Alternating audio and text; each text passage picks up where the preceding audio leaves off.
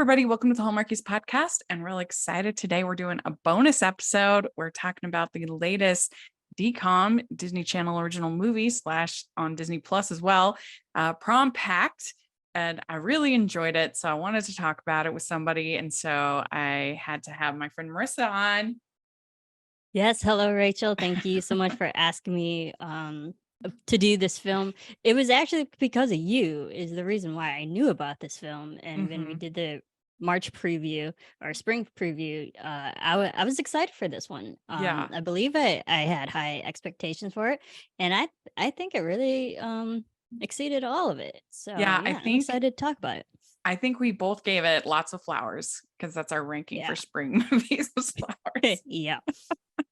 But before we dive into the movie, we should maybe talk a little bit about our sort of experience with DCOMs and kind of where we're coming from it. And you're a big fan, would you say? DCOM? I am. I think the last time I definitely downplayed how much I do love DCOMs. I grew up with them. I have 30 plus.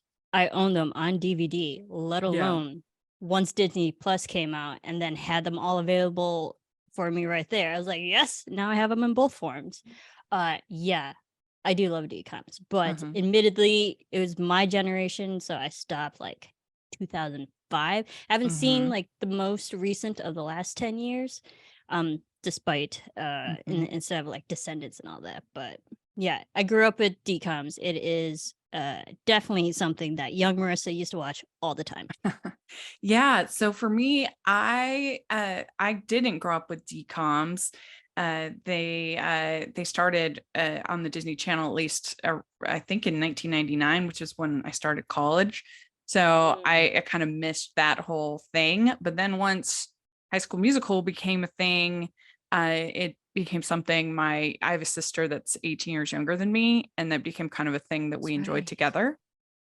Because she was like, kind of more the perfect age. Because really, most of the DCOMs aren't actually made for teenagers. They're made for like preteen is kind of the goal demographic. It's kind of like you make movies about high school really for middle school or aged more than for actual high school students. Absolutely, because I watched them all when I was a preteen, and I stopped watching them when I turned like 13, 14. So absolutely, I agree with that assessment. But that's the thing, because when you watch the DCOMs, it's mostly teenagers in those main roles. Yeah. But there's still the storyline are still relevant for preteens. It's kind of like a precursor in giving a nice warning for those preteens, like, hey, this is what you might experience when you get to high school. So, and it's so nice because there's really not a whole lot made for that demographic. There's a lot made for older teens, and there's a lot made for little kids, but not that much sort of this in between group, which I think everybody deserves to have content made for them and so I think it's great. And I do think that they are like overhated. They usually have a pretty by 16-year-old boys who those movies aren't made for. No, like idiots on YouTube that rant and rave about things like the Descendants movies. And like, you're what, like a 20, 30-year-old YouTuber? These movies are not made for you. Like, you're not the target demographic. Go away. Leave it to the people who are supposed to love it. Yeah, I mean, they have low budgets, and they can be a little bit on the cornball side, but I, for the most part, enjoy them. I've watched a lot of them with over on my channel. My friend Stanford and we rank Disney years. Like, so we'll have like all of the Disney movies from 2007, and we'll rank them from all the different studios and all the different, including the DCOMs. And so I've watched a lot of them through that. I've caught up with a lot of them. And I, for the most part, enjoy them. And I think that it's fun to see a lot of the like Hallmark talent, because a lot of them are shot in Vancouver. Absolutely. So that, which it's is like fun. When you go into them knowing that they're lighthearted, family friendly, kid friendly. You go in with that mindset, you're gonna get exactly what you're expecting. If you're expecting like action or mystery, it's not those kind of films. They're fun. They're feel good movies. There's also quite a few pretty fun, like scary, spooky, kind of Halloween-ish DCOMs. That's kind of a genre. I do Disney Scares Month every October on my channel. Don't Look Under the Bed. Don't like yes, that one's so good. Yes, like so good. Legit good. Yeah. And Phantom at the Megaplex and Under Wraps. And I mean, there's a lot of really good kind of spookier ones. Yeah, did I ever tell you I met Mickey Rooney? So when I met him, that like my young teenage Marissa went like right to Phantom of the Megaplex. It's good. Yeah, they had solid films, and my mom's dating my mom's boyfriend's vampire, whatever that one's called. Oh yeah. I'm like, my mom's got a date with a vampire. Yeah, wow, that's a good one. Wow. Yeah, there were some solid Halloween ones too. Yeah. So for sure. Yeah, I'll put a link down to my Disney Scares Month playlist if people want to check that out, because I've reviewed a ton of them. And I'm not the biggest Hocus Pocus fan. I think it's like, I know. Say that to me. We can't be friends. I literally had the 3 girl Funkos right there. I think it's super overrated. Sorry. That's fair. But there's so many other ones that I wish I could kind of push on people to be like, if you like Hocus Pocus, like check out some of these other ones. There's some really, really good ones. It's not the only Halloween movie that Disney has made. Oh yeah, and in fairness, Hocus Pocus came out before all those DCOMs. Thank you very much. But yeah, yes, it wasn't a DCOM. Agreed. There are some solid spooky Halloween movies, and I think that's the good thing, because they also, not just for the Halloween ones, they have like a lot of different holidays and a lot of different relationship types of stories that they weren't really showing back in the 90s, early aughts of 2000s. Have you ever seen Geek Charming? No. That might have been after my time. That's a really good one. We could recap that. It's got Sarah Hyland in it. It's okay. It's kind of like a Pygmalion My Fair Lady kind of type story, but it's really well done, well written, well acted. Okay. That one's one of my favorites. There's also a good one with Dove Cameron called Cloud 9. I have seen Cloud 9. That one's I think really good. Snowboarding. Yes, it's snowboarding.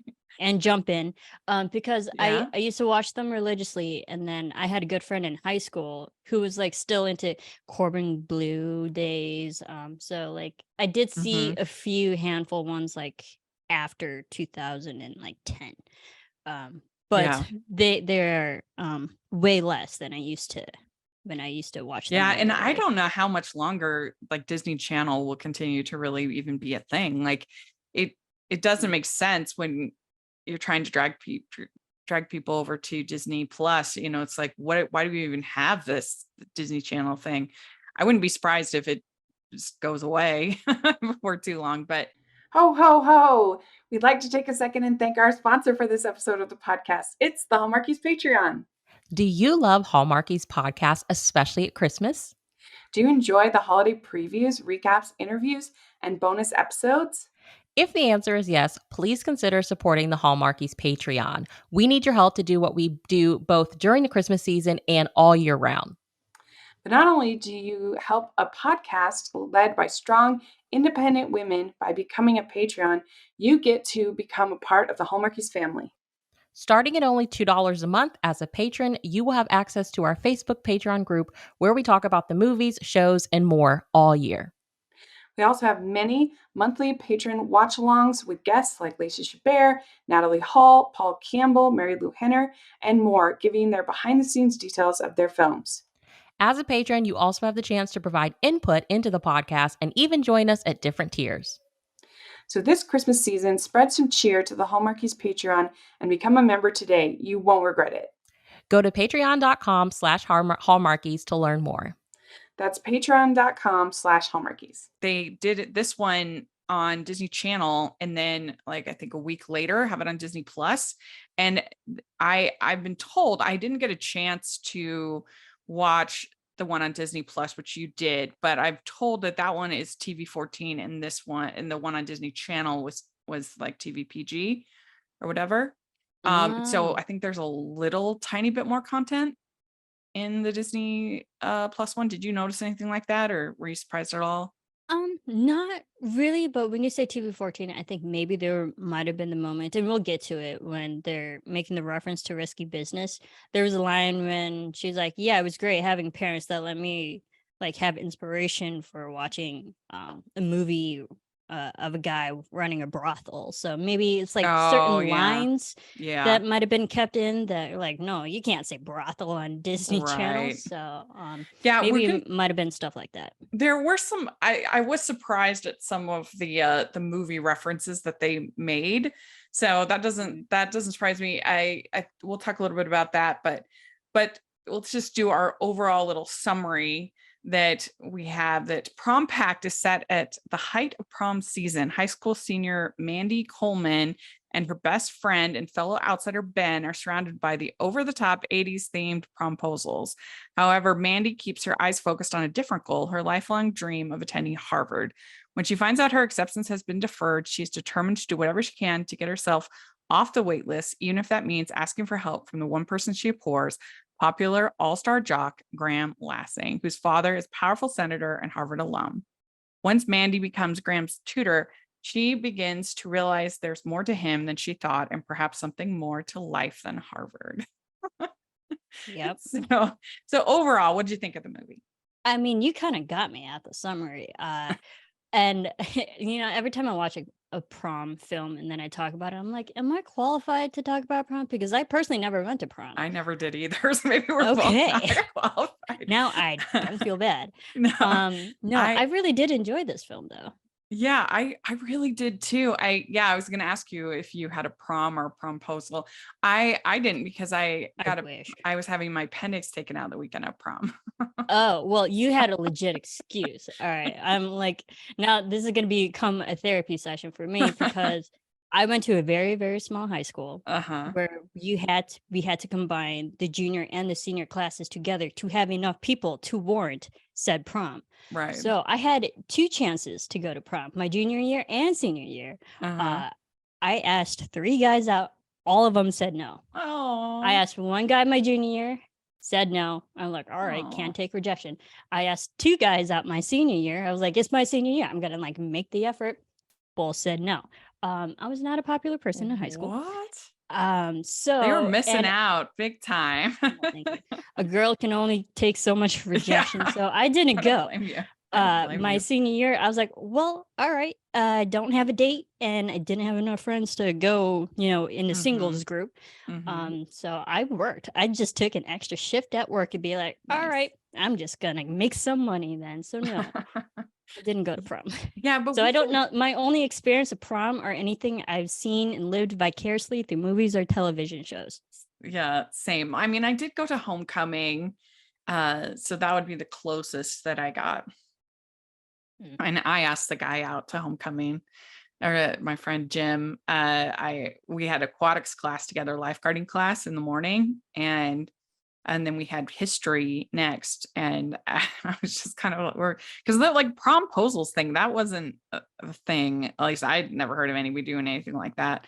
And I just said, "Hey, what are you doing for homecoming?" Mm. And he was like, "I'll check my schedule." I was like, "Okay." Oh, So all then right. I waited like a week or maybe 2 weeks, I can't remember, but it was a while. And so then I was like, did you get a chance to check your schedule?" Like, can you pencil me in? Yeah, and he was like, "Oh yeah, yeah, we're going." And he was really proud of the fact that he got to drive his mom's Volkswagen. He was very Nice. excited about that. Sexy. Yeah, that was No, really that's good. awesome. I did go to So that was my homecoming. peak of this kind There you of go. thing was That's going to good. homecoming. Yeah, I was able to go to homecoming and a few other dances. I think homecoming would probably but be the second most formal dance of the year. Yeah. So yeah, that's Well, you know. thing I really appreciated about this movie is I felt like all of the characters, especially the four main characters, were very like sympathetic, fleshed out, well written, well acted, like genuine teens. And I am so tired of this portrayal of teens as only being these sort of miserable, grumpy, sulking, Hmm. awful, things. And I understand that it's a hard time. I get it, but they're not like monsters. They have like moments of kindness and sympathy and love, like I just it really like reached an apex for me last year with the movie The Whale, which I just hated. Oh It was not for God. me.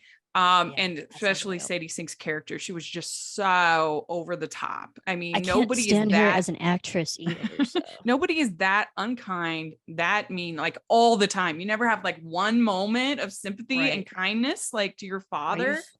why are you so angry? Yeah. Yeah, like I can understand why she's upset about her parents getting divorced and everything. I get it, but like just nobody's like that all the time. Like even like Hmm. really bad people have like moments of redemption and kindness, and I just can't stand that. And I just really appreciated, I felt like the writing was really solid for all four of these teen characters, and they all felt like fleshed out, honest, authentic people.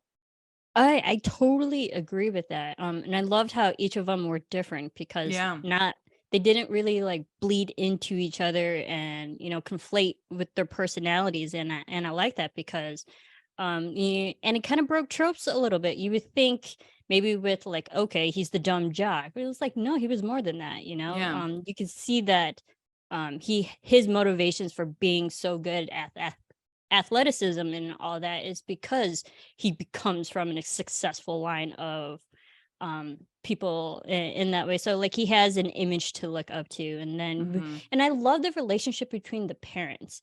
Like you said, with the Yeah. angry kids, you kind of usually see that with the reflection of the parents. But when we see all the parents, they're cool, they're nice, Yeah. they treat their kids nicely, and you Yeah. can see why these kids don't have like serious anger parent issues Yeah. because their parents are actually good people too. So, Yeah. and I like we didn't have that contention Yeah. That's between the true. parents and the kids. For a long time, you had those movies like Dead Poet Society with like Oh yeah, the, the the parents pressure. like, how dare your child be in a play? I mean, I know. what's- There are better things to do than read poetry and literature and study Henry David Thoreau. I mean, come on. Even though that is a great film, and Robin yeah, Williams totally makes that film. I do enjoy the But film, yeah, but it's just like when you see contention between the parents, giving the kids reasons to hate yeah, them, and why they're angry and why they're depressed and stressed in yeah, school, and you get that natural anger you get, and we didn't have that in this film. yeah. And I I don't think think it this just place it really had robs. a place for that. Yeah, I think it robs the teen characters of their humanity. It makes them just Mhm. these like robot people that have no emotion, and that's just not interesting to me. I was much more interested in these characters. You had Peyton Elizabeth Lee playing Mandy, Blake Draper playing Graham, and Milo Manheim playing Ben. I also appreciated the fact that I legitimately didn't know who she was going to pick, if she was going to end up with Ben, All because right.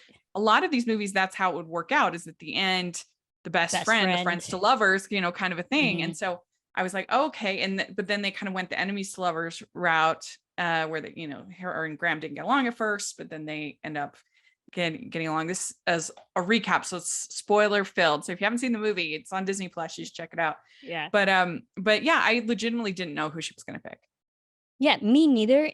But I was also legitimately okay with either one she picked, Yeah. Well, which it was is nice. nice. It was nice because they gave Ben a soft place to land, because he had his Mhm. own relationship Love with interest.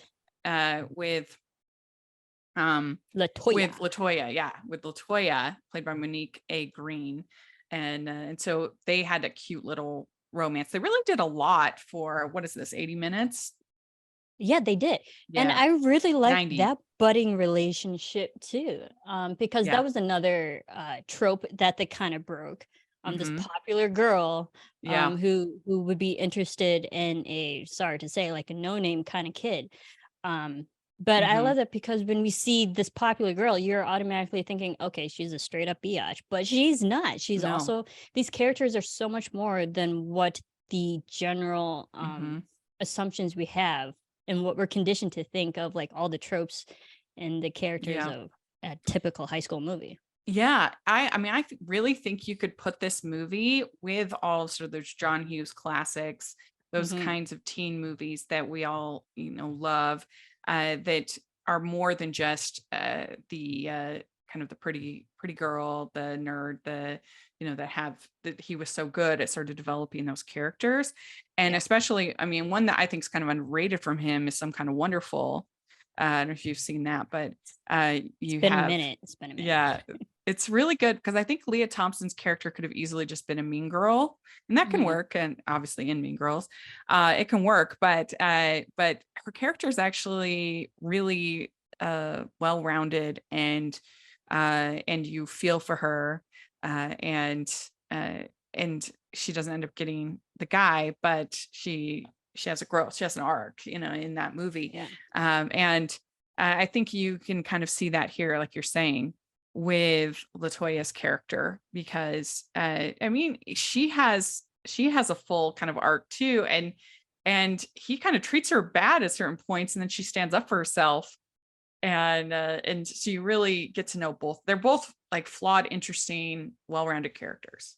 Yeah, and I Her and loved Ben. how it kind of naturally built because, when you kind of remove Mandy from the picture, Latoya kind of filled in those shoes Hmm. and gave Yeah, her the opportunity to be the quote unquote girlfriend, or, yeah. the friend to go on the dates with coincidentally. And like, I loved every interaction those two characters had in the different Hmm. settings, like at high school, at a restaurant, wherever Yeah. they went.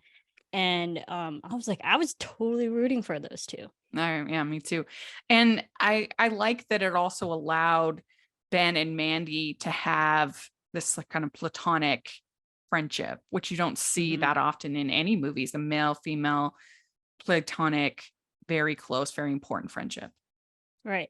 And we also got to see them argue too, like real Mhm. friends, Mhm. and make up like real friends, which I feel like not on the whole making up part, there's a bigger dramatic way of trying to make up to each other. And it was just like, yeah, we fought. Yeah, I'm not perfect. Mhm. Can we still be friends? Can we like move past this? And from the adult way of in a very mature way of apologizing, I thought Mhm. that was nice to watch too. Yeah.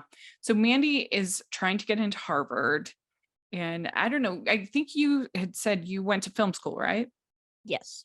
So I did. what was did you have like your school that you really wanted to get into, and then like a backup school, or what was your experience Yes. like? I went to because I grew up in Illinois, so like one major film school in Illinois would be Columbia, Mhm. in Chicago. That's like, if you want to go into film, you go to Columbia because it's right there, and that's like the biggest main choice in Illinois. I looked into it, got accepted actually, but Oh. then financial advisors, and my dad was a teacher, so we didn't have a lot of money, Mhm. and so we explored other options too. And this my backup was actually the school that I went to was Art Institute, Mm. and then In I ended up Chicago? going, yeah, yes, also in Chicago, and I ended up going to that one instead. Welcome to the Pilot Podcast. My name is BJ. And my name is Me Too, and we promise this promo is worth it, so please don't skip ahead. We're two judgy friends who put our judgmental skills to work for you. We review the pilot episodes of new and popular shows and shows that our listeners request to answer your question, should I watch this? Look, a lot of us are spending a lot more time at home, and yes, we should be reading and trying new projects and enriching ourselves, but does anything beat binging a great show? Let us take the guesswork out of deciding what your next show will be. Tune in to The Pilot Podcast at thepilotpodcast.com. Yeah. But she wants to go to Harvard, and so she has a lot of, I think I could have used even more fun scenes with her and Miss Chen, played by Margaret Cho. I thought that I those were love that. really fun, really good. And I loved that there were so many Asians in this film, Yeah. because literally from the first scene when we see the whole pep rally, Mhm. I could count like, oh wow, I could see like 5 Asians in the first row. This is the most I've Yeah. seen an Asian cast in a while. Well, there really Even was though, quite like, a bit of yeah, diversity I in the love that cast. because the film, the DCOMs I grew up with, I can't really name an Asian film, Yeah. unless you count Mulan, and that's not even a decom. But so I love that we had a diverse cast in this film. Well, and it was Margaret nice too Cho. because it's like effortlessly diverse. Like it's not a thing. It's not like part of the plot. It's not like even mentioned, you know, like as Yeah, it was opposed to just accepted. something that's more like there's that Wendy Wu movie. Oh yeah, There's which was like there Cheetah was Girls, a things like that. Nickelodeon, the Mystery Files of Shelby Woo, as the Hmm. Nickelodeon show back in Yeah. the 90s. So it's nice when like Yeah, the diversity isn't part of the plot, really. It's just like they're just there, like normal just the people. character. Yeah, I love that, and we Yeah. need more of that. Yeah, I agree. So she decides that she's going to tutor and she gets waitlisted to Harvard. So she's devastated. She decides she's going to tutor this guy, Graham Lansing, because his father is a senator, Senator Lansing. And she's hoping that if he writes her a recommendation letter, that will tip the thing and she will get off the wait list and get into Harvard. And what did you think overall kind of Graham as a character? I really at first, of course, we like he had to question. It was like, okay, Jack, popular. It's not the first time we've seen a popular guy, but when we got those two individually, like isolated one on one, I really like those moments where she has to adjust her teaching abilities, her teaching methods to really get into to get to him, and that kind of reminded me of Walk to Remember. And then so like, but when we got those moments where he's like, no, I volunteer and teach kids and I do this, where we learn like, oh, he's not just a jock, he's actually a good guy, he spends his time taking care of other people. I was like, okay. Yeah. And this I Blake like that. Draper, he is extremely charming, I think. Ooh. And I guess this is his first movie. He's done a couple episodes of television, but it only has 5 credits on his IMDb. Yeah. So he's pretty new to acting. And I think he did a great job. I think it was great too. I think it was the hairstyle. It was definitely like giving me the Bieber days back in our like Harry 2010. That like I had to look past that. But again, it's not about the look, it's about his personality. And he grew on me. I was like, I kind of like him. Yeah. All right. And I do think they had like super good chemistry. I think she had good chemistry with Milo as well. That's why it was kind of like, oh, who's he gonna pick? Who's he gonna pick? It's fun. Right. And honestly, Milo, he was giving me what's his name? Nat Wolf vibes. Okay. Do you remember Nat Wolf? That sounds familiar. In like a lot of teen movies too, back like, I don't know, 10 years ago. They're kind of interchangeable now. When you put them side by side, I was like, yeah, but I liked him too. And I liked their chemistry, and I liked, I don't know, maybe this is just me, I liked how well spoken his character was. Said everything that bothered him, said everything that and then when he got flustered and nervous when he was trying to act out for LaToya, you could see that awkwardness too, that was also endearing. And you just kind of want to root for him, be like, no, we know we know you're nervous, just go for it. I like that he played confident and angry. His character had a wide range of emotions, and I really enjoyed that. I'd seen him before in the zombies movies, which I think are pretty fun. They're bonkers, especially this last one was ridiculous. I haven't seen it. But I still enjoyed it. And I think he definitely has charisma and talent. And I don't know if I 100% buy him as like this nerdy guy. Like he's so handsome and charismatic.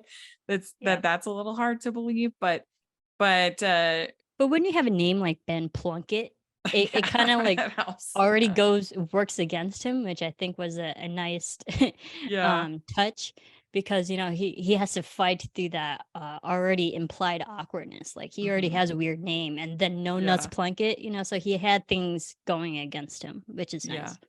I mean, the only like as far as casting, the only like thing I would have recommended more is they had Wendy McLennan Covey as playing Mandy's mom, and I love her so much, and she was barely in this. I wish I'd gotten more of her. Agreed. I was like, that's it. We got maybe 2 scenes with her. She's so funny. Like She's her as an so actress, funny. she's so funny. And I love the husband. I've seen him in other stuff too. Mhm. David Young. Oh yeah, he was good. I He was think funny. both of those parents played a great role. And I love how it wasn't really the mother who was embarrassing Mandy. It was kind of the father, especially Yeah, when they're that's talking true. about the parents and stuff. And he was embarrassing her. And I like that was a nice Yeah, unexpected twist too. I agree. Yeah, he was funny. He was good. Those parents were great. Yeah. And I still think it's an absolute like travesty that Wendy McLendon-Covey has never been gotten an Emmy for the Goldbergs. Was. I finally fell off the show last year, but she was so funny on that show. I almost worked for the Goldbergs. Oh, really? Yeah. Almost. Yeah. Yeah, it finally lost me. I just don't have time to like it's just hard to have time to watch television. I just have so many movies I have to cover. It's hard. I know. But but whoa. yeah. And so we have the Graham that he is getting a lot of pressure from his dad to make these like big gestures and like be a big presence on campus and he's not very encouraging of this thing with Mandy, the dad. Yeah, I mean, doesn't seem like he's very encouraging of the relationship, but also just he's not encouraging of his son. Yeah. Because he has 3 other sons who are also successful in their own way, and he just doesn't see sports as an accomplishment. And he doesn't really see anything he does as an accomplishment. And especially when we saw the wall of fame or success, whatever they called it, and they just had this poor picture of him by himself. You're like, oh, they totally don't see him as a success when we see him in high school being like all popular. That's not important when it comes to that family. So that was a nice different thing that I wasn't expecting. They're like, no, playing a sport is not real success. And you're like, oh yeah, maybe that is something you only get in a high school. But like when you're out in the real world, what does that give you?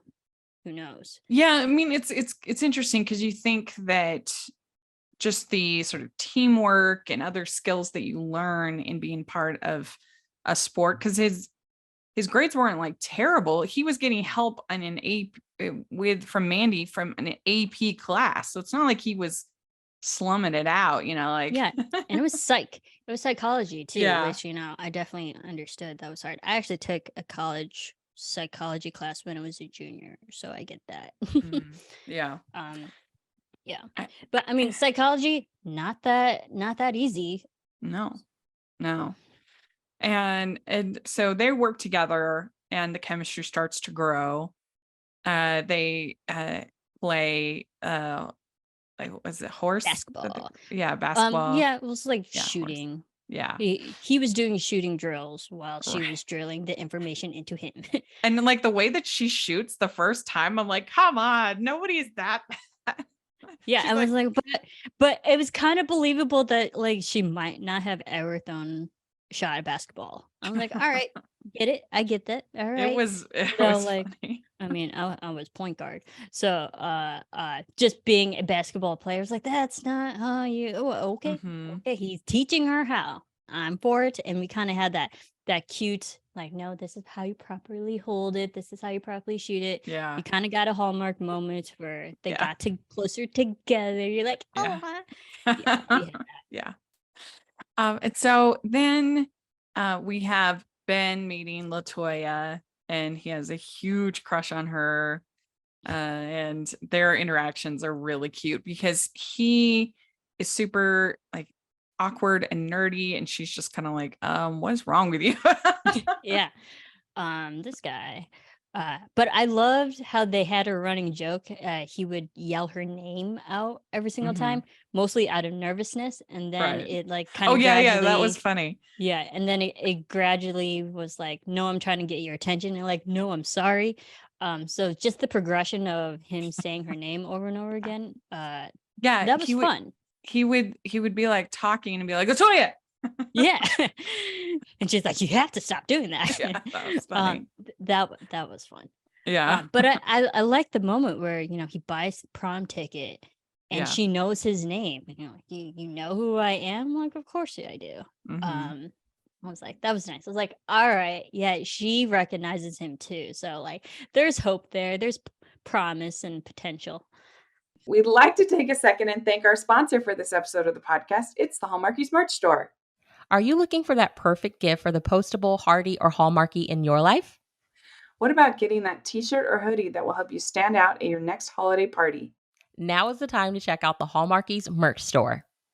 Full of festive designs by artists like Jessica Miller, Carrie from Hallmark Comics, and more.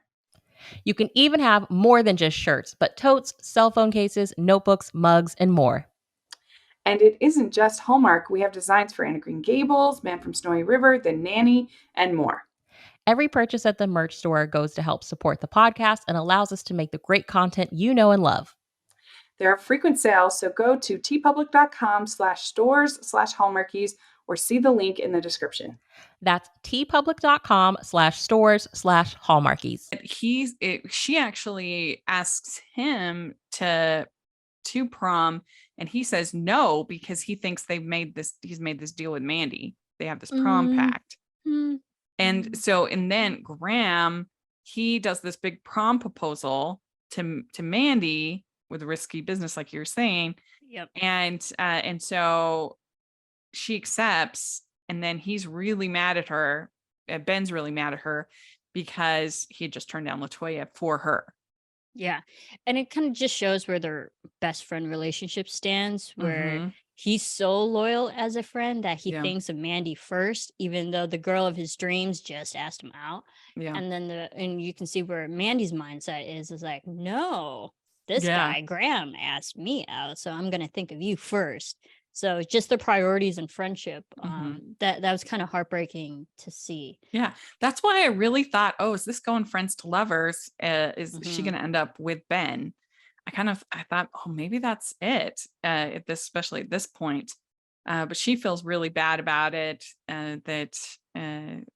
what she'd done.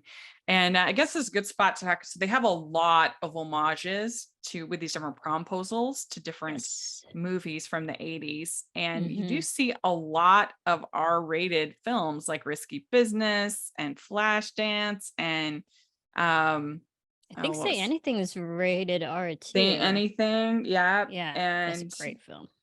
Yeah, I love that movie. Breakfast Club, that's rated R. There's a lot, which was kind of surprising, I felt like. I was PG-13. Sorry, I had to look it up. I had to confirm. Yeah, I love Say Anything. Yeah. I mean, they didn't even have, depending on when it was in the 80s, they didn't have PG-13 until I think like 86, 87, something like that later. Right. Well, if you think about John Hughes films, like there's a lot of sexuality involved. I mean, there's a lot of dialogue, a lot of thoughts about it, a lot of the actions, So it's just, I'm not surprised. Maybe just, times and like also those aren't Disney films either. So they don't have those restrictions. Well, it's just surprising that are the kids that are going to be watching Prom Pact, are they going to have even seen these films? Have they even heard of these films? Are they iconic? Is the imagery iconic enough? Because even if it's not technically rated R, you have something like Dirty Dancing, which is a great film, but it has a lot of mature content. Yeah, and a lot of mature dialogue too.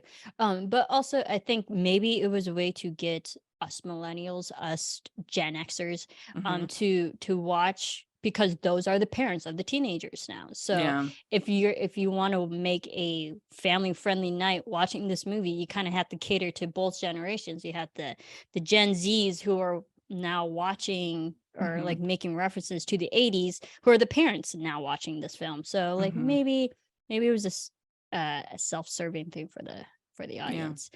But you know what? I'm okay with that because I loved it. I fall in between. I really did enjoy that though. So yeah. I was fine with it. I was just a little surprised But it's hard because a lot of those iconic teen movies are rated R, surprisingly. But did you watch them as teens though? When those movies came out? Some of them I watched. You are older than I am. Some so of them you might have actually been the age to watch. Yeah. Some of them would have been like sleepover watches. There's like no way my mom would have let me watch Dirty Dancing, for example, but I did watch it. I watched it with my friends. That movie, definitely Dirty Dancing. I had to watch for the first time by myself, and I had to like surreptitiously watch it around my mother. She said no, like hard no. And then actually my brother-in-law at the time, he had a sister who had it on DVD. She gave me the copy and I watched it by myself in my room, and I gave it back to her, and I never told my mom I watched it. Yeah. So almost all those movies I kind of watched that way. I sort of like a sneak watch or watch it I had to at my friend's definitely house. watch it, things by myself. Yeah. But I was more into, like, when I was a teen, it would have been that would have been 94 onward is when I was a teen. So the big influence, the big teen movie for me was Clueless. That was the big movie for me. That came out my freshman year of high school. I just thought it was so funny and so accurate. And I still think it's funny. I still think it holds up. I still really enjoy it. So that was the teen movie for me. But I also really liked stuff like The Cutting Edge, and I've always been a super. I never watched American Pie. I still haven't ever watched that. You've never seen it? Okay. I've never seen it. Right. No, because those came out in 1998, 99. So those were definitely teen movies back then too. So yeah, for sure. But it was an interesting choice that they made, that they were kind of going nostalgic 80s. These promposals, that was just, I feel like that was just not something that was like anybody did in my high school. Yeah, and not as like over the top. No, like everybody I knew just like called the person up and said, "Hey, what are you doing?" Or like I did with Homecoming. Or actually ask them in person, because that was even my time, we didn't really have cell phones to ask people out. It was all in person. Hence I think that was also the reason why I didn't go to dances, because rejection in person hurts. It does. That's true. Yes, that's true. I don't know, it seems like a lot to do these promposals. But it seems like a lot. I mean, it seemed like they came from an affluent community. And all these over-the-top proms. I mean, it's not like they were big. Not all of them were big and flashy, but it was enough that they put in like time and effort and made a production out of it. So it seemed like they were all like successful kind of kids. They had money. Oh yeah. It just seems like a lot of pressure though, to like think of all of this and go to, and then what if they say no? I actually did that in college. I had one time where I asked a guy to a dance. It was a Sadie Hawkins type dance. I asked him using a brownie thing I had written on it or whatever. And he had just gotten asked like that day by somebody else. I was so embarrassed. But he was super nice, and we did end up going on a date, but which was really fun. But it can backfire on you, these promposals. Yeah. Making these big deals. Well, but anyway, they fight, and Graham kind of finds out that she has been kind of using him to get to his father, and she gets there's a lot of pushback. She gets really ostracized at school. Nobody wants to talk to her, so she pretty much only has Miss Chen to talk to. The guidance counselor, yet not guidance counselor. I loved her character, because she was really funny. We're talking again, but I'm gonna keep talking to you. No, she was a great balance, because maybe she kind of became the maternal character rather than Wendy, because we saw less of her actual mother and we got more of Margaret Cho. Became kind of like that surrogate parental role for her. I'm okay with that too, because this relationship that what was her? I keep wanting to call her Margaret, but that's you mean Mandy? Miss Chen. Oh yeah. Miss Her Chen. character is like you can see this resistance with this woman who's like, oh, why do I have to keep talking to this teenager? But that relationship became the most important, really, for her for Mandy's career and her whole storyline. Yeah, because it turns out in the end that it was Miss Chen's letter that gets her into Harvard, which was very sweet. It was very sweet. Very sweet. And I like that.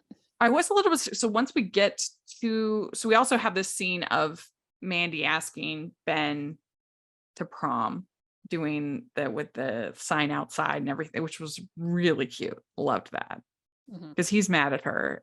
It was really cute. And her dress, that big poofy 80s. Yeah. I mean, that was actually a cool. It was a good dress. Cool look. But yeah, it's just like it was her just being quirky and weird, and but that relationship, that friendship is so strong. He's like, stop it, just stop dancing. If I say yes, will you stop? And then like it got to the level of playfulness again with those two characters, and I really enjoyed it because it was that moment you're like, okay, yeah, they're gonna be fine. Those two, they have the differences, but they can work it out like real friends do.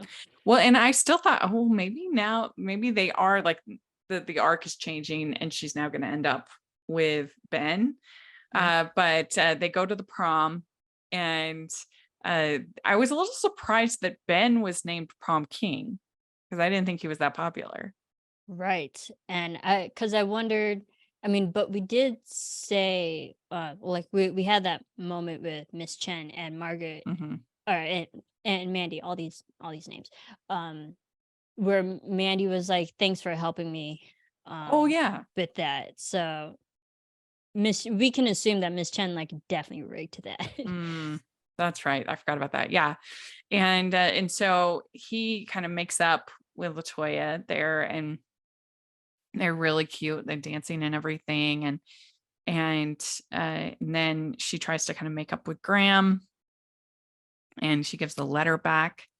And then she speaks at graduation and says, I was inspired by Graham, which is very sweet. And I thought, oh, they're going to have them like get back together after graduation.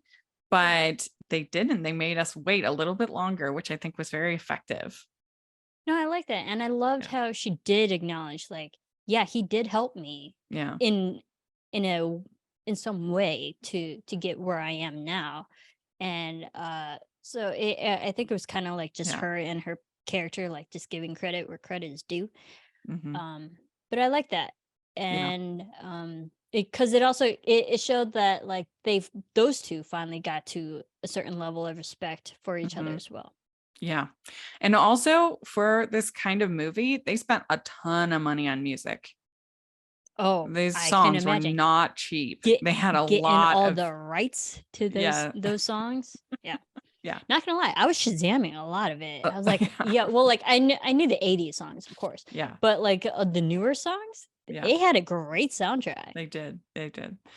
And then we see Mandy and Ben. They're still friends. They make up completely and they're supporting each other. And then Ben and LaToya are together at the end. And then she goes off to Harvard, and she's at a restaurant. Yeah, it's like a cafe. A cafe kind of place. He's working there, and he tells her that he's took a gap year, that he's doing volunteer work or working for a nonprofit. And there's another reason that I came here. And then she goes in for the kiss. It was great. I thought. And that whole pull out, I was like, yep, that's how you end an 80s typical 80s film. I love that. So even just the cinematography, there was a lot of homages back to those 80s teen movies too. I'm like, yeah, that's a solid ending. And he was going to go to, I think, University of Tennessee, UT, yeah. To please his dad, but he decided to do this instead. And so you have a nice character arc for him as well. And they had kissed earlier in the movie. We forgot to talk about that, but and that was like a genuine kiss. That like it wasn't pressured. We had the the proper amount of time with these two characters to build up a natural relationship where those two would like each other enough to finally kiss. And it wasn't forced, it was definitely earned. Yeah. Yeah. And then And unfortunately everything goes down like 5 minutes later. Yeah. Well, but I did love the at the ending, just this, we call it the shut up and kiss me kiss, where the person just blah blah blah blah. Grabs them and kiss. Yeah, it's great. Yeah, a great moment. There were a lot of great moments too. Yeah. I wanted before, like we cannot forget this. On the date with Latoya and Ben when they went to the movies together, and you can definitely tell that Latoya didn't want to end that night. She was like, "Oh, you guys go for waffles? Do you want to go for waffles?" And then he again, out of his nervousness, was like, "I'll see you tomorrow." I'll be like, "No, dude." She was literally giving you the opportunity to keep the night going, to have dinner together or breakfast, whatever. But he had the opportunity to keep going out with her. Well, and also on the date with Latoya, he gets the call from Mandy that she's had this, fight with Graham, needs help, and he drops everything on the date, goes and helps her. Like, he is so committed to her, which was another kind of thing with the bill. Yeah, that's true. I mean, it made you think that, okay, are they going to end up together? I think it was very well done in that way. Yeah, and it was definitely understandable that Latoya would be upset. Yeah. I'm glad there wasn't so much jealousy between two girls going against each other. Yeah, true. There wasn't a lot of animosity between Latoya and Mandy. I agree. We did not need that, but I can definitely understand why she would be upset with Ben, because he keeps putting Mandy first, and it just shows how good of a person Ben is, where he's making Mandy a priority, but Mandy's not making Ben a priority. Yeah. Well, I just thought this movie was really well done. Good characters, good writing, good story. I thought everybody had really good chemistry. It was everything you could want from a teen rom-com. Yeah, I mean, it filled the tropes, but also yet kind of went against everything that we were expecting, or what we're conditioned to. I really enjoyed it. I laughed a lot. I enjoyed the music. The characters were all, for the most part, very likable. I was rooting for everybody. Yeah. I think it's the best teen rom-com since To All the Boys. Okay. Have you ever seen that one? No. All the Boys. It's pretty good. It's on Netflix. To All the Boys I've Ever Loved. Yeah, To All the Boys I've Loved Before, and then there's I have some. I thought that one was really good, and I think this one is as good, if not better. Yeah, I mean, this was a solid film. I really enjoyed this. I might watch this again. Not gonna lie. Oh yeah, I definitely will be. So let us know what you think of this movie if you got a chance to watch it. If not, it's just on Disney Plus, so you can check it out. And I think y'all will really enjoy it. And what are some of your favorite DCOMs? Let us know if you're listening in the comment section or on Twitter. We'd love to hear. And Marisa, where can people find you? Everyone can follow me at Serafini TV. Great.